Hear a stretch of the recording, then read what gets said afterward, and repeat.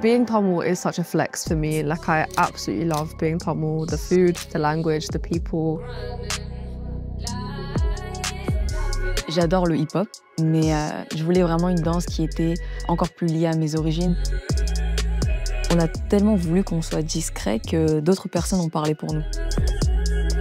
Les représentations qu'on a ici en France, c'est soit des immigrés qui ne parlent pas le français, et que ça en fait. Il n'y a même pas soit, c'est que ça. I think we're literally at the pinnacle of change, where something is happening. I don't know what it is, but I'm so excited. À la fin des années 2000, une chanteuse mettait en lumière la lutte d'une minorité sud-asiatique, les Tamouls, à coups de chansons pop, de samples et de sorties polémiques. Son nom, MIA.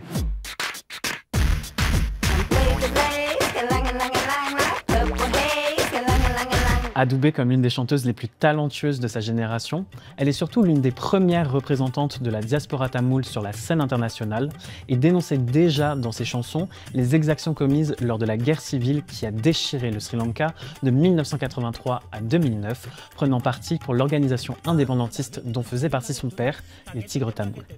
2 décennies plus tard, en Europe notamment, les enfants d'exilés tamouls cherchent à étendre leur culture au-delà des frontières de leur communauté. Dans la danse, la musique, le cinéma, ils expérimentent, mélangent, hybrident pour faire vivre cet héritage qu'on a essayé d'effacer. Being able to say that I'm Tamil and not South Asian, or like put in a big bracket, it's a prideful thing. I'm secure with who I am, but I don't think the world's ready to see that. Direction Londres pour rencontrer Preet, une chanteuse tamoule britannique qui mélange le R&B au chant traditionnel carnatique.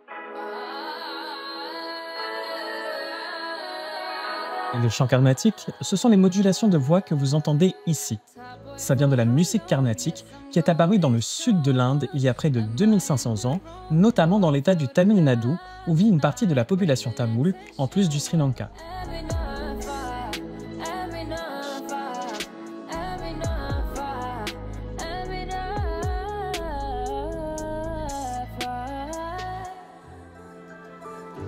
Okay, do you want to try the first one then? Just the first verse or first line? Yeah, let's go.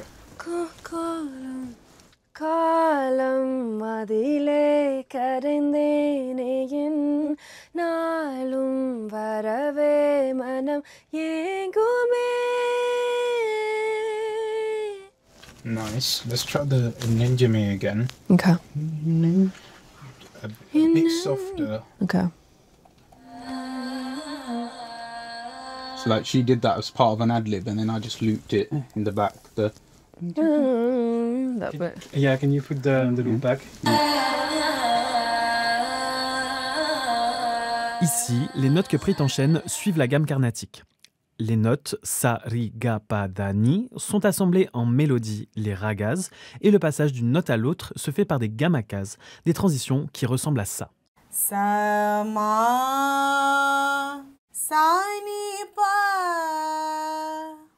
Vocalement, ça se rapproche des riffs et runs qu'on peut entendre dans le R&B, d'où l'intérêt de mélanger ces deux influences. Yeah, they're usually in a completely different key, so it's not like major scale.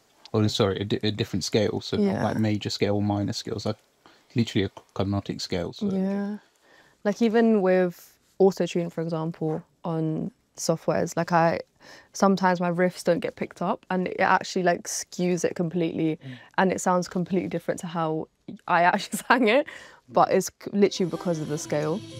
Ha, ha, ha, ha, ha, ha, ha. I can't believe this became like the main element of the song. Yeah, literally. Like Yeah, we were just playing about and then, yeah. Okay. All right, let's do the harms then. Okay. Let's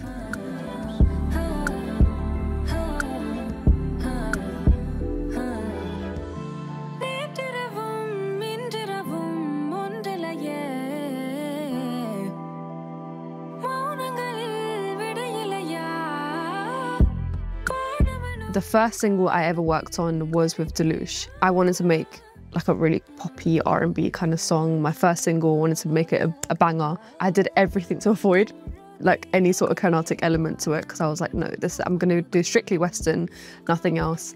And I sent him an ad-lib and then he put it underneath my vocals and it became my sound.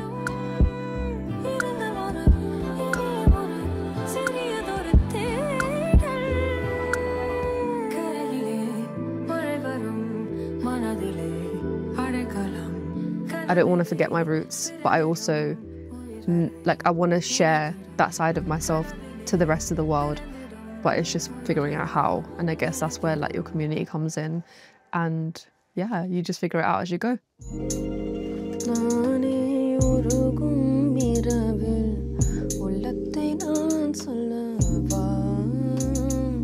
I've had people literally walk up to me and say, I have no idea what you're singing, but whatever you're singing is just beautiful. And I'm like, okay, that's good to know. So Tamil is the oldest living language in the world.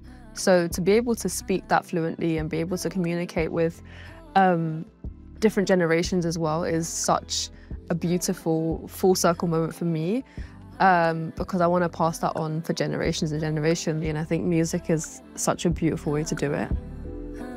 Si Preet insiste autant sur son amour de la langue tamoule, c'est parce que, encore aujourd'hui, parler tamoul au Sri Lanka, c'est s'exposer à des discriminations, voire à des persécutions. Mais pour les membres de la diaspora, parler une langue à la maison, ce n'est pas la même chose que de la faire vivre. Usha Jay est franco-tamoule. Elle a appris à parler la langue de ses parents très jeune, mais c'est grâce à la danse qu'elle a assumé pleinement cette partie de son identité. Après avoir commencé à danser à 16 ans, elle a décidé de créer un nouveau style à son image qui fusionne hip-hop et danse classique tamoule, l'hybride Bharatam.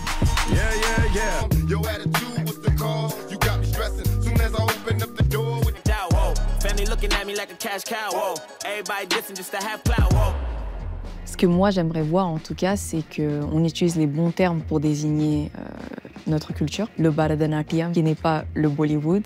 À la base, Usha Jay est danseuse de hip-hop. Avec sa troupe Ghetto Style, elle a participé à des battles autour du monde, de l'Ukraine à la Chine. Ce n'est que plus tard qu'elle s'est tournée vers le Bharatanatyam, une des plus anciennes danses traditionnelles indiennes qui mélange posture, mouvement, mais aussi musique carnatique et expression faciale afin de raconter des histoires pendant la danse. J'ai découvert le Bharatanatyam à 20 ans. C'était un moyen pour moi du coup de me reconnecter avec ma culture, parce que j'ai toujours trouvé cette danse incroyable, mais il fallait bien trouver un endroit en France où on peut l'apprendre, et quand j'ai vu, j'ai directement sauté sur l'occasion. Aujourd'hui, je vais faire du Bharatanatyam, et plus précisément, je vais faire le Vasanta Jadiswaram. Le Vasanta Jadiswaram, c'est une chorégraphie qui n'a pas forcément une histoire ou une émotion, mais c'est une chorégraphie sur laquelle on va se focaliser sur la propreté des mouvements.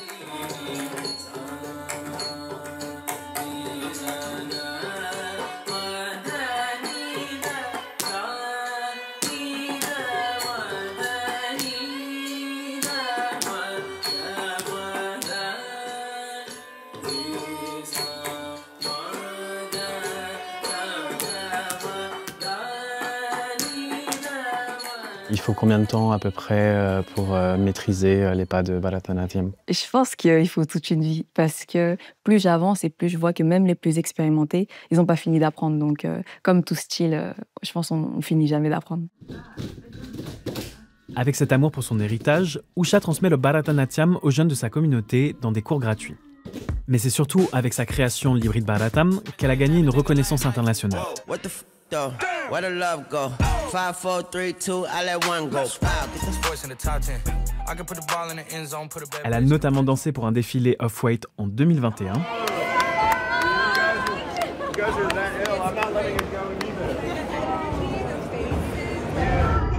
Et dans la foulée, elle est devenue la chorégraphe de M.I.M.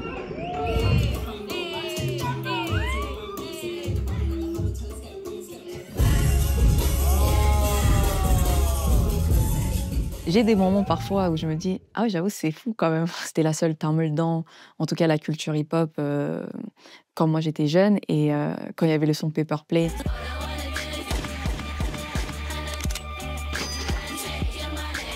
Tout le monde le chantait et je me suis dit « Ah, c'est une tamoul ». C'est une personne que j'admire beaucoup et qui a fait avancer les choses, qui a parlé pour nous. Pouvoir travailler avec elle et d'avoir tissé avec le temps une amitié, je pense que c'est quelque chose dont je suis reconnaissante.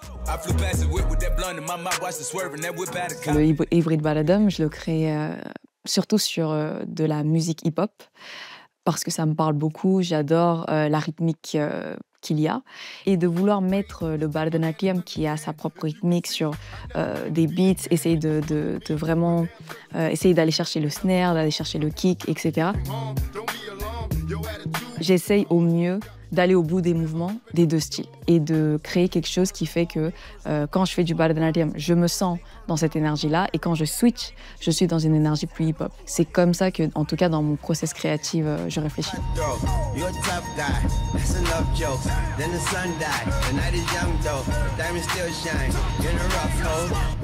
Quand on avait performé au Commonwealth Games, il y avait une fille qui était venue nous voir à la fin, je pense qu'elle avait 14-15 ans. Elle avait dit « I felt seen » et qu'elle ressente ça, je me dis peut-être que les choses qu'on fait ont vraiment un impact sur la culture.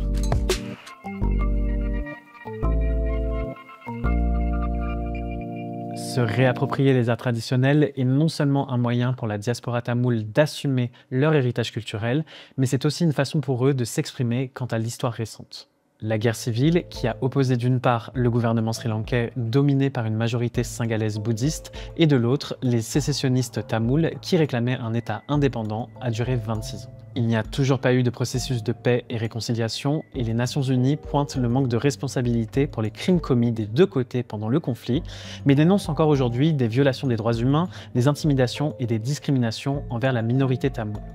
C'est à travers le cinéma que certains Tamouls cherchent à raconter ce traumatisme, mais aussi à lui donner un écho médiatique.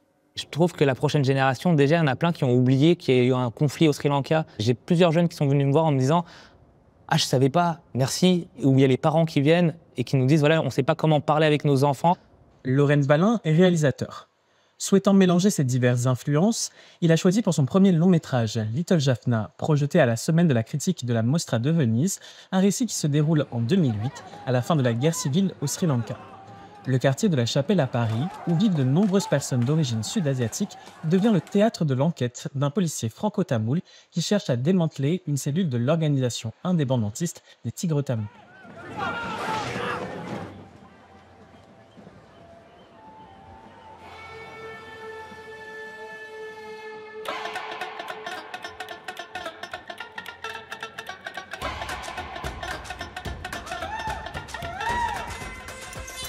Pour réaliser Little Jaffna, Lorenz s'est inspiré des films de gangsters américano-italiens de Martin Scorsese, mais aussi, et bien sûr, de l'industrie du cinéma tamoul du sud de l'Inde, Kollywood, avec ses codes, ses effets spéciaux parfois exagérés, ses références à l'identité tamoule, ses récits qui n'hésitent pas à parler des problèmes sociaux que traverse le pays.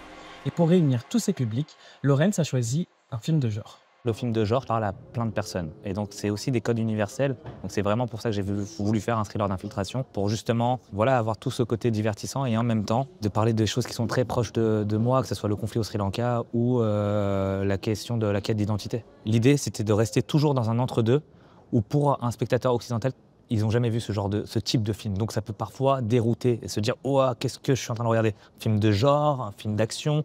Et après, derrière, on te cueille parce qu'on reste dans un truc très réel, très naturaliste. Et en même temps, on te ramène des trucs qui sont complètement du folklore. Forcément, en mettant en scène des criminels tamouls, Laurent s'expose à l'inquiétude et aux critiques de certains membres de sa communauté. Beaucoup de personnes de la communauté qui m'ont dit « Ouais, mais tu vas montrer une mauvaise image de nous parce qu'on n'est pas connus et donc du coup, la première image qu'on va avoir de nous, ça sera une image de voyous. » Et en fait, pour moi, c'est une question de représentation. C'est que moi, par exemple, les représentations qu'on a ici en France, en fait, c'est soit des immigrés qui ne parlent pas le français, et que ça, en fait. Il n'y a même pas soit, c'est que ça. Donc je me suis dit, moi, c'est une autre représentation qui n'engage que moi, parce que le film, je le signe en mon nom. Je le signe pas au nom de la communauté tamoule, je le signe en mon nom. Par contre, c'est aussi une possibilité, s'ils ne sont pas d'accord, qu'ils puissent avoir à un moment donné quelque chose en se disant, voilà, il y a eu un premier exemple, on peut en faire d'autres. Pour Lorenz, ce film est aussi un moyen de faire parler des traumatismes causés par la guerre civile et les persécutions qui ont été très peu médiatisés en France. J'ai grandi avec ma mère et ma grand-mère et en fait, à la maison, on parlait souvent du conflit. Souvent parce qu'on avait de la famille là-bas. Et donc souvent, on avait des échanges au téléphone. Et c'était devenu quelque chose qui était limite quotidien, banal, parce que voilà, on parlait, il y avait ma tante qui disait voilà, il y a eu 2 morts devant la maison. Et derrière, elle disait tu manges quoi ce soir? Et il y avait un endroit où c'était tellement banalisé que pour moi c'était normal. Donc c'est aussi ça que j'avais besoin de mettre en place en me disant voilà, je continue en tout cas avec le film à parler de notre histoire, parce que si on continue pas et on le fait pas, bah on oublie.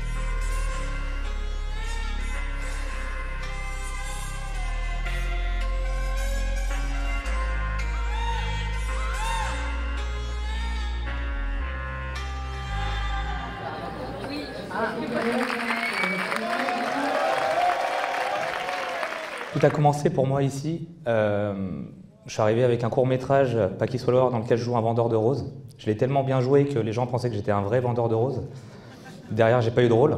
Ce long-métrage, Little Jaffna, de venir le présenter ici, pour moi, c'est très symbolique. Voilà, ça fait 9 ans entre Paki Swallower et Little Jaffna. Donc, il faut jamais lâcher, il faut toujours croire, il faut toujours travailler. Voilà, merci. J'avais honte d'être tamoul quand j'étais jeune, où je me disais c'est pas cool d'être tamoul. Et pour moi, ce truc-là, c'est qu'à un moment donné, je me suis dit, s'il y a un jeune qui regarde ce film et qui regarde ces tamouls-là et se dire waouh, en fait, c'est cool d'être tamoul. C'est de mettre la lumière sur ces jeunes et te dire qu'ils sont si flamboyants, si jolis, si pop, si colorés à voir, qu'on se dit waouh. Oser investir l'héritage de ses ancêtres, c'est toujours compliqué pour les enfants de double culture. Mais pour les Tamouls originaires du Sri Lanka, dont le peuple continue d'être menacé aujourd'hui, c'est peut-être une question de survie. À travers la diaspora, ces arts se transforment et portent la voix d'une culture marginalisée là-bas et ignorée ici. La rendre mainstream, c'est aussi un moyen de lutter contre sa disparition. Pour moi, c'est important que la prochaine génération se sent prêt à se montrer au monde et de montrer l'amour qu'ils ont pour cette culture.